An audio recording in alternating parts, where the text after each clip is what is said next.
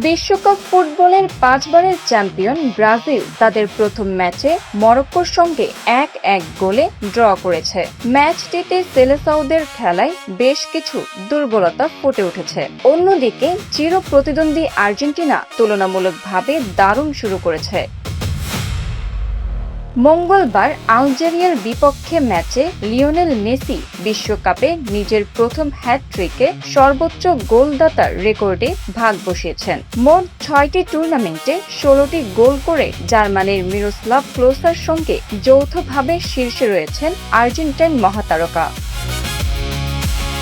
এই প্রেক্ষাপটে ব্রাজিলের পারফরমেন্স নিয়ে প্রশ্ন করা হলে দেশটির president Luiz Inacio Lula da Silva হাসতে হাসতে বলেন, আমি তো ভাবছিলাম মেসিকে ব্রাজিলের হয়ে খেলার জন্য সই করিয়ে নিই। তবে তিনি বলেন, মরক্কোর বিপক্ষে ড্র করাটা বড় কোনো সমস্যা নয়, কারণ তার মতে গ্রুপের সবচেয়ে শক্তিশালী দল ছিল মরক্কোই।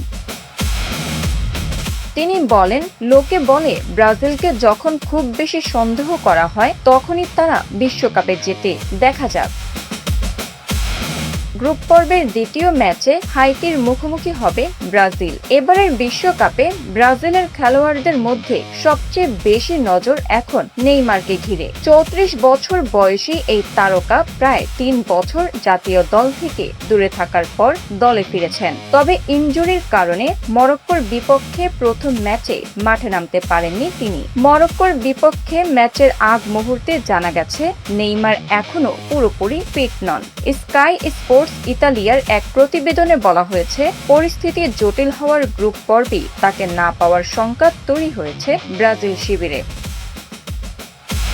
গত মাসে কাফ ইনজুরির কারণে মাঠের বাইরে থাকার পর বুধবার তিনি দলের সঙ্গে প্রথম অনুশীলনে অংশ নেন। অনুশীলনের সময় সাংবাদিকদের উদ্দেশ্যে হেসে নেইমার বলেন, তোমরা কি আমাকে মিস করেছো?